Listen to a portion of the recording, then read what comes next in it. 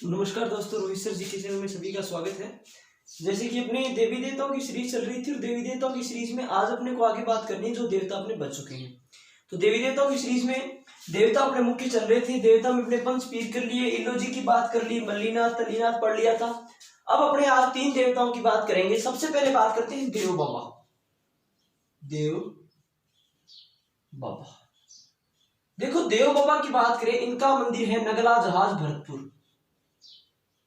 नगला जहाज भरतपुर, नगला जहाज भरतपुर में इनका प्रसिद्ध मंदिर है। इन्हीं देव बाबा को उपनामों में ध्यान दें, इनके उपनामों में इन्हें पशु चिकित्सक देवता, पशु चिकित्सक देवता, ग्वालों के देवता,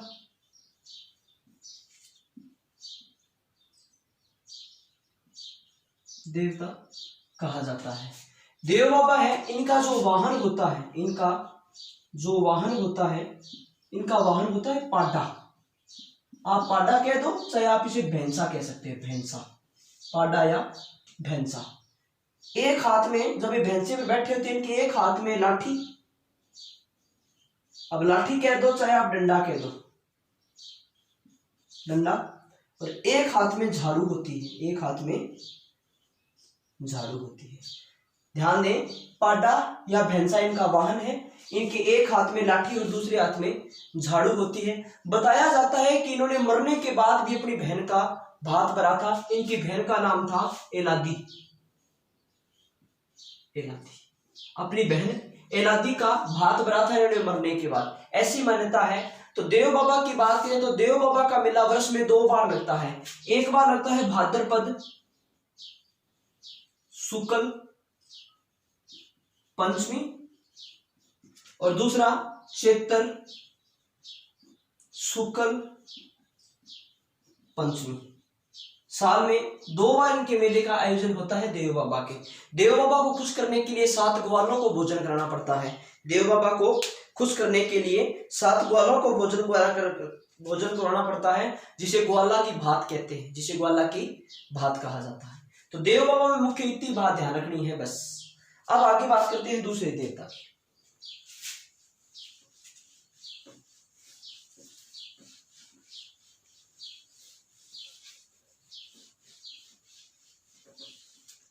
बात करते हैं मामा देव।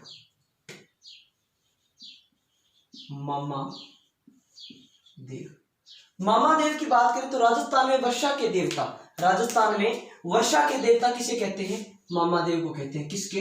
वर्षा के, वर्षा के देवता, वर्षा के देवता मामा देव को कहा जाता है। मामा देव की ध्यान में दें कि मामा देव की जो प्रतिमा होती है, कोई पत्थर या की मिट्टी की नहीं होती। इनकी प्रतिमा के रूप में गांव के मेन मार्ग यानी मुख्य पथ मार्ग जो होता है, उस पर तोरण की पूजा की जाती है। किसकी? तोरण की।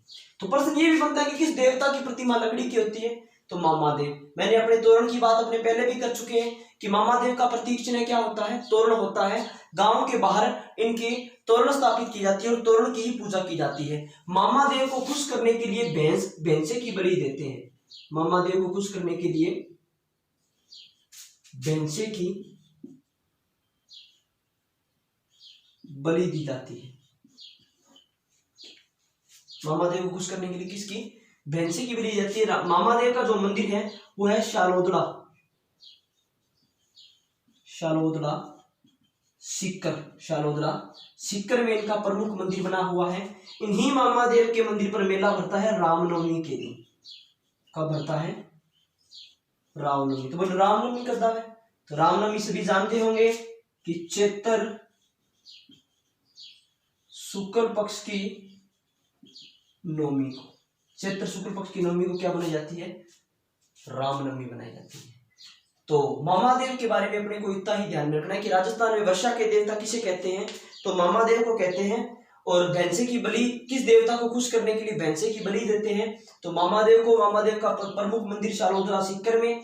इनका मेला भरता है रामनवमी के दिनों। रामनवमी कब होती है? चैत्र शुक्ल पक्ष की नवमी को। मामादेव वर्षा के देवता, इनके मंदिर में इनकी प्रतिमा है, किसकी पूजा होती है? तोरण की। यानी गांव के बाहर मुख्य पथ मार्ग जो होता है उस पर तोरण स्थापित की जाती है और उस तोरण की पूजा ही की जाती है।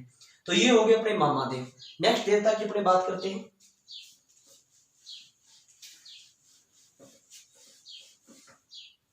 नेक्स्ट अपने देवता है इलोजी।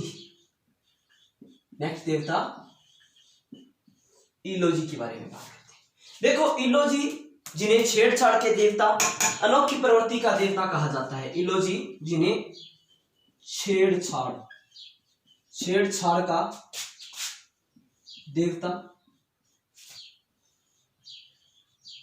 अनोखी प्रवृत्ति का देवता इलोजी आजीवन नग्न अवस्था में रहने वाले देवता, आजीवन नग्न अवस्था में। तो इनके मंदिर में जो इनकी प्रतिमा होती है वो आदमकद नग्न अवस्था में होती है। आदमकद नग्न अवस्था में इनकी प्रतिमा होती है जिसकी पूजा की जाती है। अब ये इलोजी की छोटी सी कहानी है। आपने एक नाम सुना होगा हिरण्यकश्यप।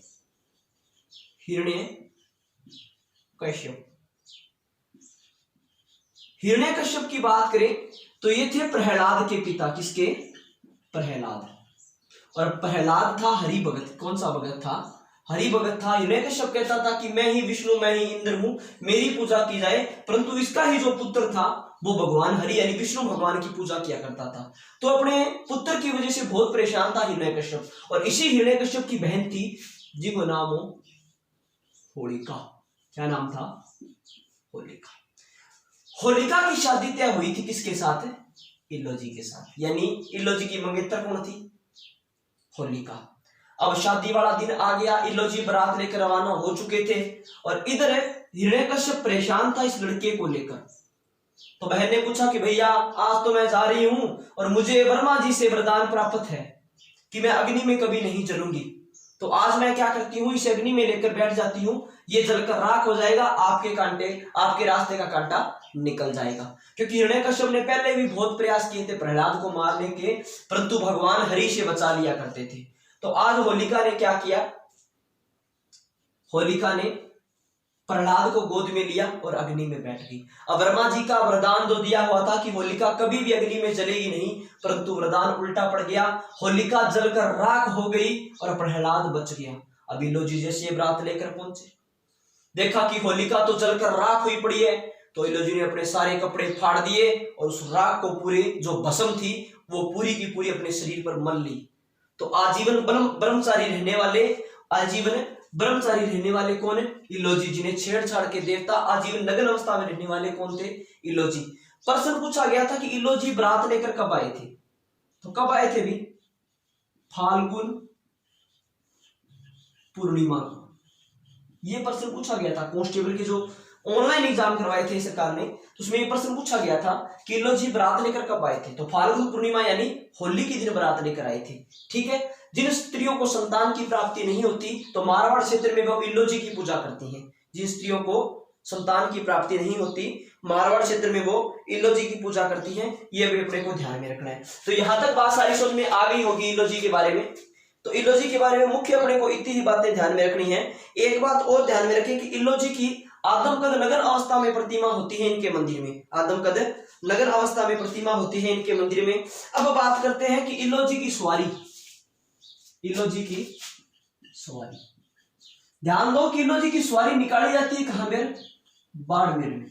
परंतु प्रश्न ये आ जाए कि इलोजी की सवारी कहां की प्रसिद्ध है? सवारी